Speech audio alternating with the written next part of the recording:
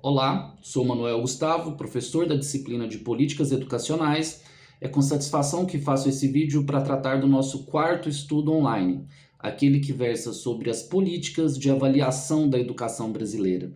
O estudo traz como proposta de atividade um texto dissertativo de até 40 linhas, em que se pede ao discente, à discente, que construa uma avaliação crítica, onde cabe também a sua avaliação pessoal, acerca do IDEB, uma das políticas de avaliação da educação que tomamos como exemplo para pensar esse estudo online.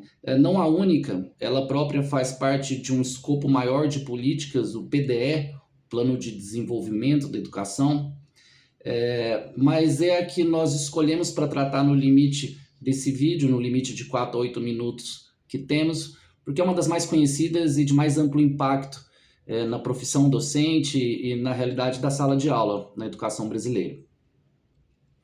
Para pensar o IDEB como um exemplo de política educacional, de política de avaliação da educação mais especificamente, a biblioteca digital desse estudo traz 2 textos em PDF, um do professor Cipriano Carlos Lucchetti, um grande pesquisador da área, intitulado Verificação ou Avaliação, o que pratica a escola.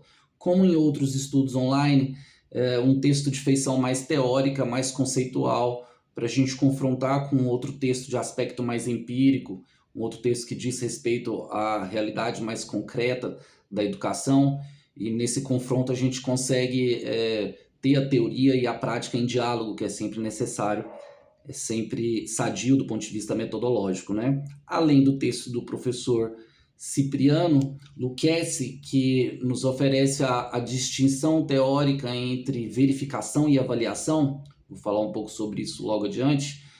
Uma coisa é verificar e outra é atribuir valor, que é o que se espera da avaliação. Em diálogo com esse texto, nós temos o trabalho das professoras da professora Andréa Melanda e do professor Carlos de Fonseca Brandão, um texto intitulado O IDEB como Política de Regulação do Estado e Legitimação da Qualidade, em busca de significados.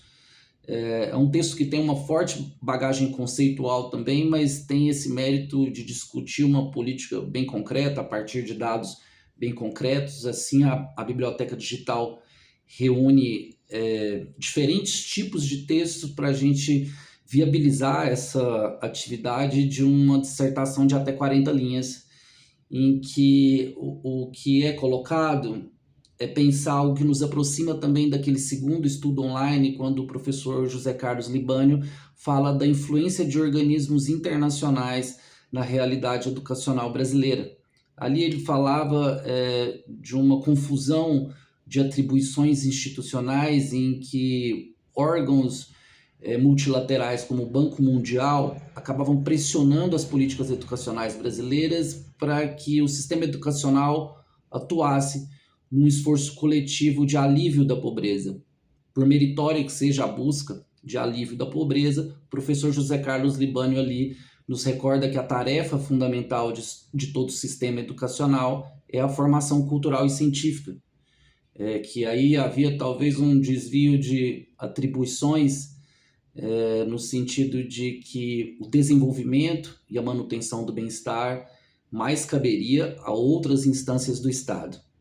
Aqui, a influência exterior se dá no campo da avaliação.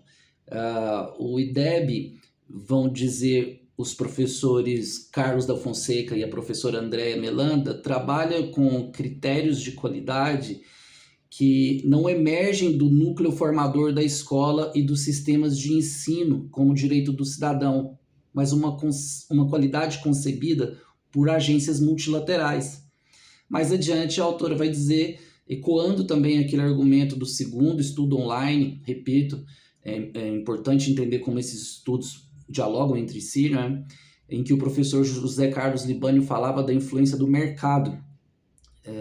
Aqui também, o critério de qualidade parece ter a ver com uma eficácia mercadológica, muito mais do que com uma formação cultural e científica. A gente precisa ter a sobriedade de entender que a gente está falando de modelos educacionais em disputa, em diálogo. A gente sabe que a formação profissional, a capacitação para ocupar um posto no mercado de trabalho são expectativas legítimas de quem procura a formação, de quem procura o estudo, mas aqui a gente está falando também de uma concepção de pedagogia que tem uma base filosófica mais ampla e que ecoa essa premissa do professor José Carlos Libânio de que a formação, ou melhor, a atribuição fundamental de todo o sistema educacional é a formação cultural e científica. E isso em muito acreditando que dela decorre muitos dos méritos que uma educação mais pragmática, mais tecnicista busca alcançar de maneira direta, o que seria um atalho tecnicista. Essa concepção de educação mais humanista acredita que decorre espontaneamente de uma base cultural e científica sólida, uma vez que ela seja garantida. E é isso que seria sacrificado a uma concepção mais mercadológica da educação. Aqui, recordando o texto do professor Lucchesi, uma concepção que constrói sistemas de avaliação que verificam, mas que pouco atribuem valor. A experiência do estudante como avaliado pouco é a de vivenciar o valor do seu produto. Além, é claro, e aí eu concluo retomando o diálogo com o texto do professor Carlos de Fonseca Brandão e da professora Andréa Belanda, o IDEB como política de regulação do Estado. Texto esse que aponta a crítica de uma concepção não apenas neoliberal, mas especificamente de uma concepção tecnicista de educação, que se pauta num projeto pedagógico de resultados imediatos, um projeto pedagógico que se quer pragmático, que se quer eficaz, mas que, segundo os autores, sacrifica a dimensão humanista da educação. A dimensão humanista aqui ela não deve ser pensada de maneira sentimental, o termo não tem a ver com humanizar no sentido que se diz, por exemplo, de humanizar um atendimento médico, algo assim. Aqui se refere à tradição humanista mesmo do cultivo das disciplinas voltadas para a linguagem, para as letras. Então, de fato, uma formação que é em tudo concorrente com uma perspectiva tecnicista como a que os autores apontam ser a que subjaz o IDEB. Bom, isso é uma introdução à discussão que naturalmente vai continuar nos nossos encontros síncronos. Eu espero com esse vídeo ter fornecido condições para a realização da atividade do texto dissertativo e a gente aprofunda o debate nos nossos encontros semanais. Até lá!